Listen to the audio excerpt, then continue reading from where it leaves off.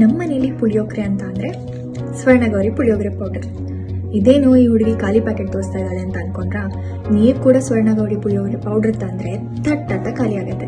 ಯಾಕಂದರೆ ಇದನ್ನು ಒಂದ್ಸಲಿ ಟೇಸ್ಟ್ ಮಾಡಿದ್ರೆ ಮತ್ತೆ ಮತ್ತೆ ತಿನ್ಬೇಕನ್ಸುತ್ತೆ. ಇದನ್ನು ಮಾಡೋದು ತುಂಬ ಈಸಿ. ಒಂದು ಬಾಣಲೆಗೆ ಸ್ವಲ್ಪ ಎಣ್ಣೆ ಹಾಕ್ಕೊಂಡು, ಚೂರು ಸಾಸಿವೆ ಹಾಕ್ಕೊಂಡು, ಬೇಕಾದಷ್ಟು ಕಡಲೆ ಬೀಜ ಹಾಕ್ಕೊಂಡು, ನಂತರ ಸ್ವರ್ಣಗೌರಿ ಪುಳಿಯೋಗರೆ ಪೌಡರನ್ನು ಹಾಕೋಬೇಕು. ಚೆನ್ನಾಗಿ ಇದನ್ನು ಕುದಿಯೋದಕ್ಕೆ ಬಿಡಬೇಕು.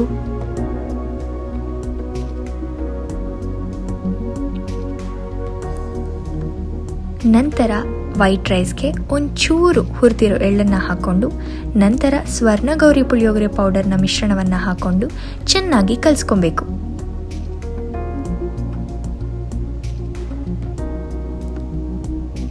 ಈಗ ಸ್ವಾದಿಷ್ಟಕರವಾದ ಪುಳಿಯೋಗರೆ ರೆಡಿ. ಈಗ ಹೋಗಿ ಇನ್ನೊಂದು ಪ್ಯಾಕೆಟ್ ತರಬೇಕು. ನೀವು ಕೂಡ ತಂದು ಟ್ರೈ ಮಾಡ್ತೀರಲ್ಲ.